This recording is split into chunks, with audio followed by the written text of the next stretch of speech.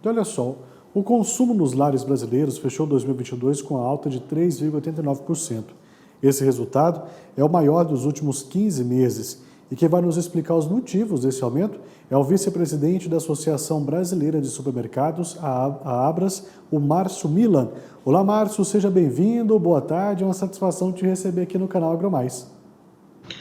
Boa tarde, a satisfação é de nós daqui da Abras, sempre poder levar aí um pouco mais de informação, né? Não só para o agro, mas também, vou dizer assim, para todos os ouvintes e toda a população e consumidora, né? Que o Brasil hoje tem uma relevância muito importante aí para o agro, né?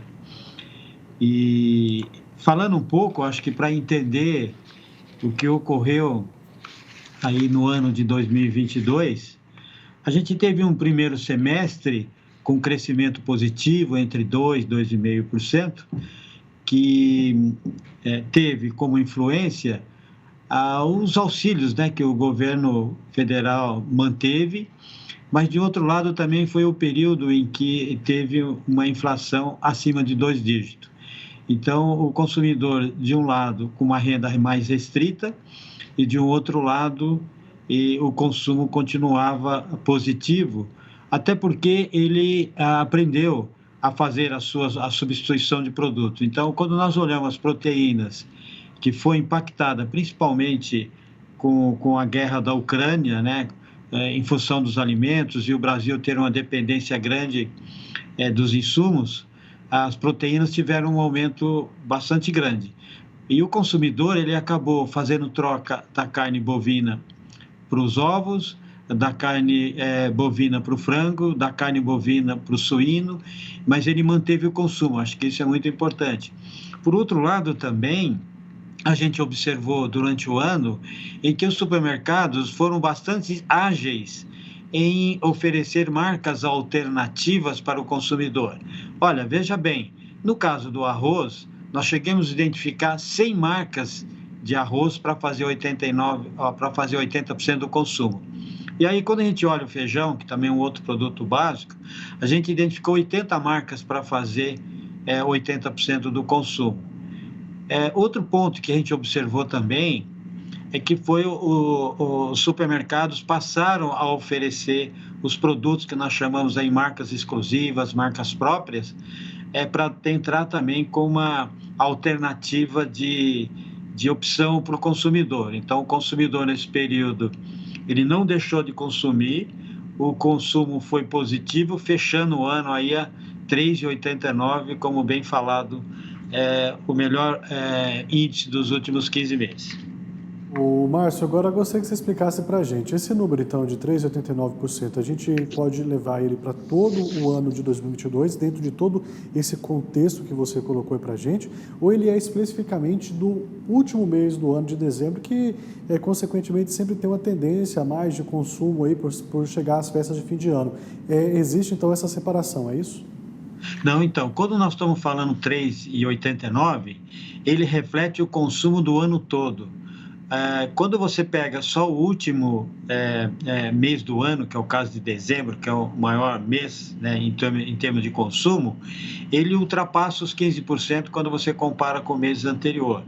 Então, o acumulado do ano, né, que é um dado bastante consistente, ele acumulou uma alta de 3,89. Isso pode ser comparado com a inflação, né, e aqui é importante colocar que já é descontada a inflação, né, no consumo, e pode ser comparado com outros indicadores, e você vê que isso foi consistente, ele foi mais acentuado no segundo semestre, e aí houve os dois movimentos, né, no segundo semestre do ano passado, que foi o aumento do emprego, quer dizer, o desemprego também atingiu um dos menores índices, isso foi positivo. O governo, ele entrou com outros auxílios, que foi o caso de dobrou o valor do auxílio gás, o auxílio caminhoneiro, o auxílio taxista. E pelos estudos que nós temos, mais de 50% dos auxílios, eles acabam indo para alimentação, então isso foi bastante positivo. Ô Márcio, agora nós tivemos ontem a confirmação aí da manutenção da taxa básica de juros a 13,75%. Gostaria que você falasse para a gente se pode ter impacto, então, no aumento de consumo, ou pelo menos manter esse nível de consumo nesses primeiros meses de 2023. A princípio, pela lógica, nem tanto, porque essa taxa já estava desse jeito o ano passado. Mas para esse ano muda alguma coisa aí, com mudança de governo, com novos valores? O que vocês esperam aí para 2023? Olha, a nossa projeção, ela está prevista, né, estimada em 2,5% de crescimento. É importante a gente esclarecer um pouco sobre isso, por quê? Porque não há um recuo, porque nós estamos crescendo 2,5% sobre 3,89% do ano anterior. Então, um crescimento assim, mais moderado quando você compara com o ano anterior, mas ele é muito positivo, né? E quais são os aspectos aí que nós estamos considerando para manter esse crescimento, mesmo nos primeiros meses do ano, que a gente sabe que o próprio consumidor tem custos extras, não só com escola, impostos e assim por diante, né? A gente tem a manutenção do Bolsa Família, agora, né, de R$ 600. Eu acho que isso, para o consumidor, é importante, porque ele consegue fazer a sua previsão, porque ele sabe que ele vai receber isso todos os meses. Do outro lado, a gente está num patamar de desemprego muito menor, né? Nós tivemos um aumento real do salário mínimo também, e a partir de março, a gente está sendo estudado a possibilidade de R$ 150 para as crianças de até 6 anos. Então, esses dados, eles são positivos e o crescimento para os primeiros meses do ano, ele também continua positivo no ritmo de crescimento, eu diria, um pouco mais moderado e não de recuo de crescimento. Ô Márcio, para a gente finalizar então, de que depende um crescimento mais robusto da economia nacional? Porque quando a gente pensa nesse crescimento, melhora para todo mundo, né? Melhora o poder de compra, melhora também aí para os supermercados, enfim, a economia gira com mais facilidade. Mas ainda falta alguma coisa para esse aumento mais robusto? Olha, eu diria que para que a gente voltasse aos patamares do ano de 2022, a gente precisa, de um lado,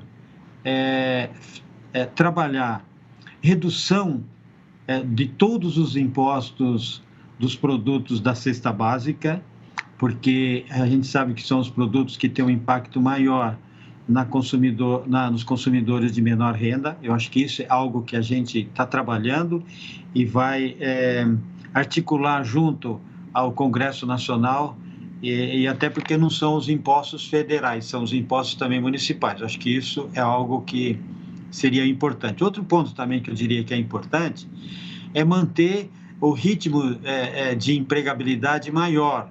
A gente sabe também que o primeiro mês do ano e o segundo mês tem um impacto talvez menor. Então, nós contamos com isso. E a manutenção do Auxílio Brasil e também a aprovação dos R$ 150 aí por criança. Eu acho que isso, eu diria que são fatores primordiais para que isso aconteça. E, de um outro lado, eu colocaria só mais 2 pontos. Um ponto é a taxa, né, Selic, que a gente vê que ela vem se mantendo, mas a nossa expectativa é que isso abaixe. E também os combustíveis. Nós sabemos que os combustíveis ele tem um peso muito relevante, principalmente na cadeia logística, e isso impacta diretamente os preços. Se a gente conseguir manter isso equilibrado, eu acredito que o nosso consumo vai superar. E te digo mais, o ano passado o supermercado investiram 15 bilhões de reais em novas lojas. E esse ano esse valor vai ser muito maior ainda. Tá certo, então, Márcio, nós vamos seguir acompanhando tudo isso de perto. Eu quero agradecer muito sua participação aqui com a gente no canal AgroMais. Foi uma boa análise, volte mais vezes, vai ser bom te ter por aqui. Até a próxima. Eu que agradeço a oportunidade.